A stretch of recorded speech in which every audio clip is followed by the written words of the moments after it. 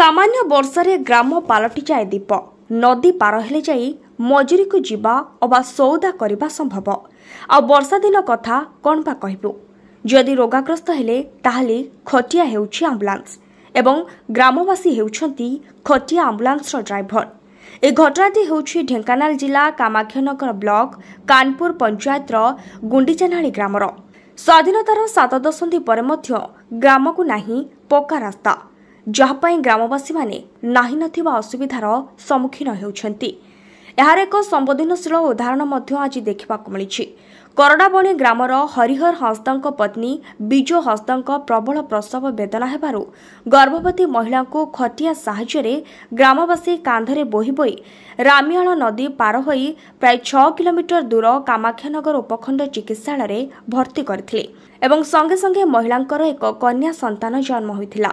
टिके चिंता करंतु जदि ठीक समय रे प्रसूति को चिकित्सालय भर्ती करा न जाई थांता तेबे परिस्थिति किभଳି होई थांता।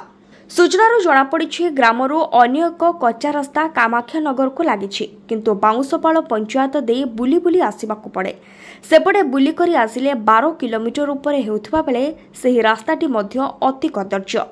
नदी पार हेले 6 किलोमीटर कामाख्यानगर को हेतुबारु लोकमाने बाध्य होई नदी पार होई आसुछंती। अनेक दिनरू नदी उपर एक सेतु निर्माण करबाकू अंचलवासी बारंबार दाबी करी आसुथिबा बेले एहा उपरे प्रशासन दृष्टि भूलले मध्य पड़ी नाही।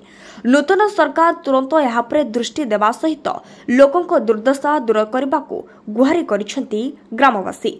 आमे तो असुविधा रे अछु जे सर नदी बड़ नदीटे अच्छी किंतु नदी पार होगा बहुत कष्ट से खटर बोहिकी आने पड़ुची नदी पानी रे आम पटे तो से पुल फुल किसी ना खटर बोहिबा पड़ुची किंतु खटर बोहिकी आनीचु काली 4टा 4:30 भितर एमती हम कितने आणिकी 7टा भितर छुआटे है झील छुआटे है कि आज भी जीवु से खटर बोहिकी नापी पड़ो नदी पार होगा पड़ो खटर ही नेबू आम पटे रास्ता नहीं।